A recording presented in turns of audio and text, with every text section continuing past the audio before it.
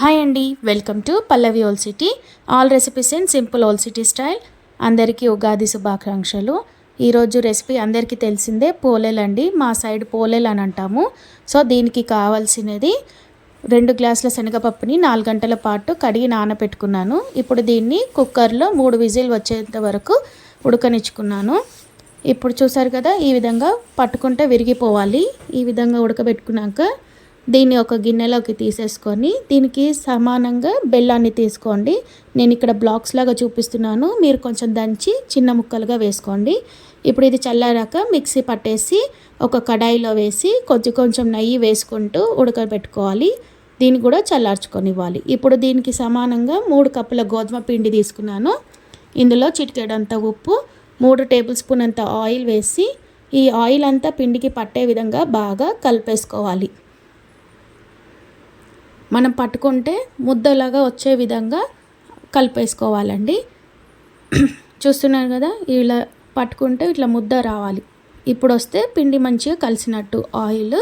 So ఇప్పుడు ఈ స్టేజ్లోనే కొంచెం కొంచెం ఆయిల్ వాటర్ వేసుకుంటూ మంచిగా సాఫ్ట్గా కలుపుకోవాలి. చపాతీ పిండిలా కాకుండా కొంచెం మెత్తగానే కలుపుకోవాలి.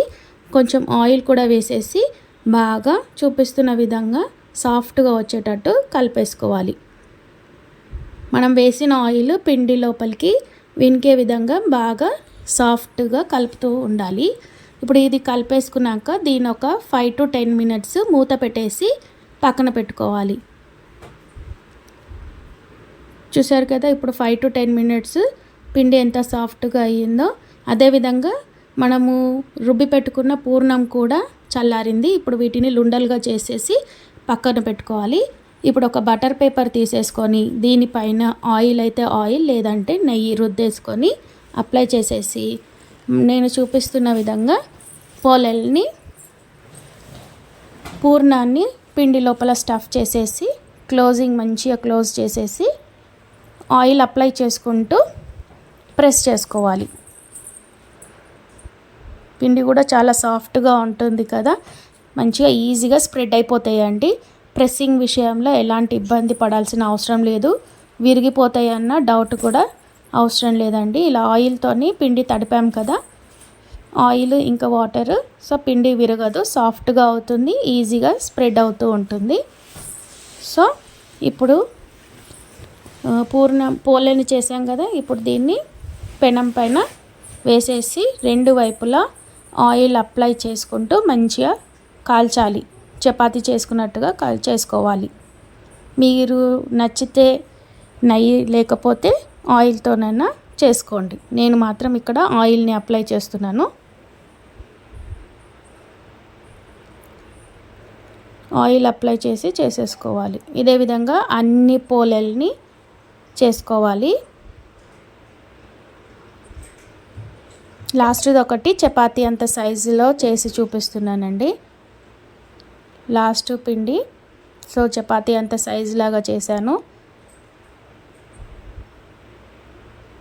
ఈజీగా చేసుకోవచ్చండి, సింపుల్గా. ఎక్కువ శ్రమ పడాల్సిన అవసరం కూడా లేదు. ఫాస్ట్గా అయిపోతుంది పిండి సాఫ్ట్గా ఉంటే. గట్టిగా మాత్రం తడుపుకోవద్దు పిండి. మీకు కనుక నచ్చితే like, share and subscribe my channel Pallavi old city.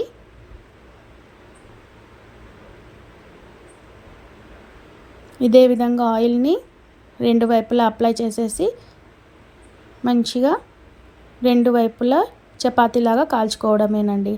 పిండి ఎంత బాగా నానితే అంత బాగా పొంగుకుంటూ కూడా వస్తాయి.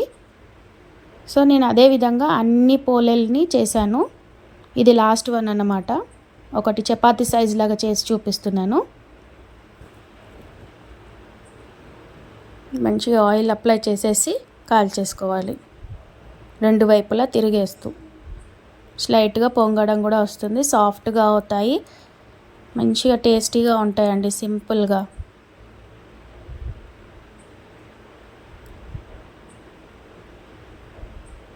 సో చూస్తున్నారు కదా, అంతేనండి, ఎంతో సింపుల్.